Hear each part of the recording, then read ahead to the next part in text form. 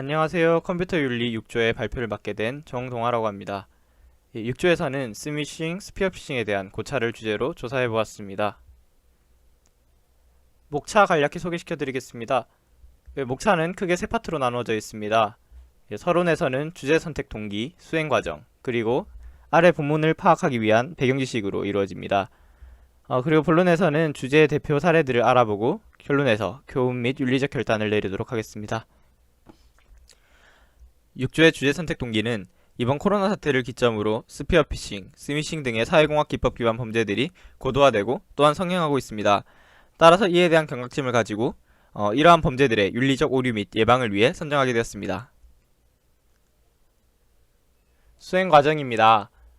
기본적으로 각 달마다 주제에 대한 자료를 수집하고 분석하였으며 5월 넷째 주부터 턴페이퍼와 이를 고도화하기 위한 방안을 모색해 보았습니다. 이제 배경지식을 설명드리겠습니다. 스피어피싱에 대한 정의입니다. 스피어피싱은 개인이나 조직을 목표로 설정하고 하는 피싱 공격입니다. 불특정 다수를 노리는 일반적인 피싱과 달리 공격 대상이 뚜렷한 것이 특징입니다. 스미싱이란 문자 메시지를 이용한 피싱을 지칭합니다. 보통 가짜 웹주소를 뿌려서 이를 통해 개인정보나 금전 등을 탈취하는 기법입니다. 보이스피싱은 대부분 알고 계시다 생각해서 간단히만 설명드리자면 이제 전화로 협박 또는 회유를 통해서 돈을 뜯어내는 그런 피싱 기법입니다. APT란 Advanced Persistent Threat의 약자로 특정 대상을 목표로 지속적으로 정보를 탈취해 공격을 가하는 해킹 기법입니다. 이 공격 자체를 수행하는 조직을 일컫기도 합니다. 세계적으로 각국마다 APT 액터는 대부분 존재하며 각국의 목표에 따라 움직입니다. 이제 본론으로 넘어가서 대표 사례들을 살펴보도록 하겠습니다. 4월의 대표 사례는 콘이라는 APT 그룹의 소행으로 추정되는 스피어피싱 공격입니다. 이 피싱은 마스크에 대한 관심을 이용해 스팸 메일을 발송해서 피해자들의 정보를 탈취하고 이를 이용해 지속적인 피싱 공격을 한 사례입니다. 이 사례에서 메일의 익명성과 발언의 자유에 대한 충돌을 윤리적 쟁점으로 두고 중점적으로 분석해보았습니다. 장점은 발언의 자유 보장입니다. 메일 송신은 부분적으로 익명성을 보장받을 수 있습니다. 특히 사설 SMTP 서비스를 이용하면 아이디를 제외한 모든 정보가 드러나지 않습니다. 따라서 이러한 익명성을 기반으로 발언의 자유 또한 보장될 수 있습니다. 단점은 이러한 익명성 때문에 스피어피싱 공격이 가능하게 되는 것입니다. 이를 이용해 피해자의 프라이버시가 침해되며 이는 정보통신망법 제48조를 위반하게 됩니다. 이에 대한 6조의 논평입니다. 메일 송신에 있어 익명성과 발언의 자유를 보장하는 것은 윤리적으로 옳다고 생각합니다. 하지만 악의적인 첨부 파일 혹은 링크를 통해 피해자의 프라이버시를 침해할 수 있습니다. 이를 통해 피해를 발생시키는 순간 더는 윤리적으로 올바른 것이 아니라 생각합니다. 따라서 개인의 권리를 보장하는 것도 중요하지만 타인을 침해하지 않는 것이 더 중요한 가치라고 생각합니다. 5월에는 휴대폰 소액 결제를 하려는 사용자들을 대상으로 스미싱이 이루어진 사례가 발생했습니다. 휴대폰 소액 결제를 대행하거나 그것을 이용해 현금을 인출해준다는 문자로 피해자들의 금전을 갈취한 사례입니다.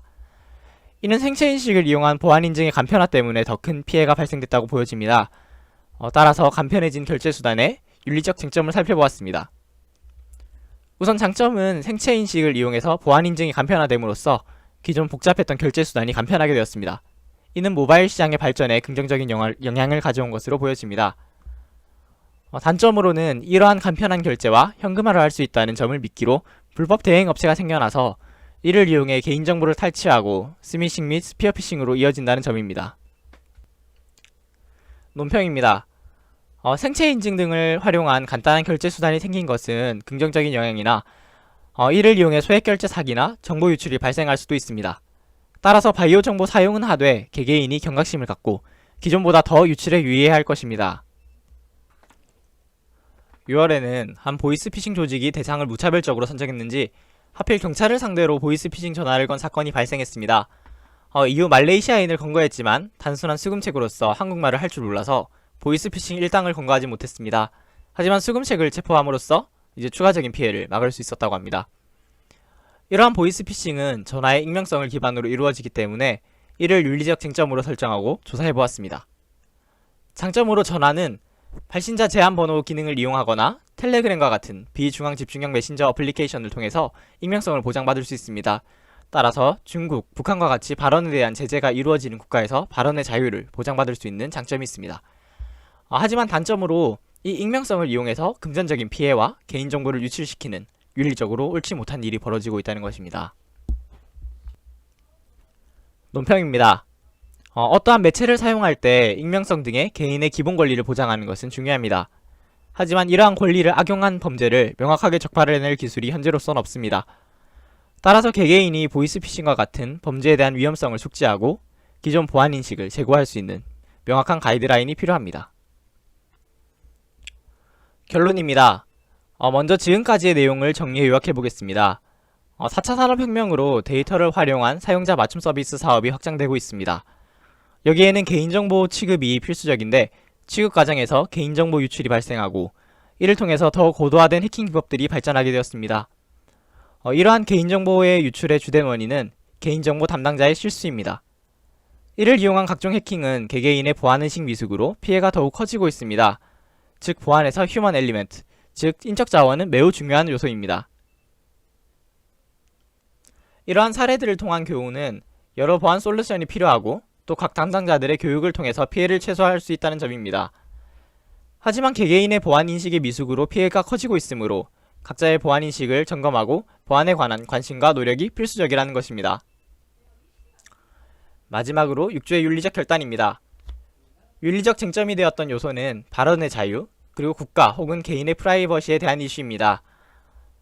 윤리적 판단을 내린 결과 윤리적 관점에서 인적 자원에서의 에러를 줄이고 추후 기술적으로 공격자를 추적해 처벌할 수 있는 사회의 기반이 다져져야 된다고 생각했습니다. 또한 이를 통해서 최근 발생한 보이스피싱으로 인한 자살 사건 등과 같이 악질적인 사건들을 끝까지 추적하고 범인을 검거해 죗값을 치를 수 있도록 해야 될 것입니다. 감사합니다. 6조의 발표 마치겠습니다. 궁금한 점은 질문 부탁드립니다.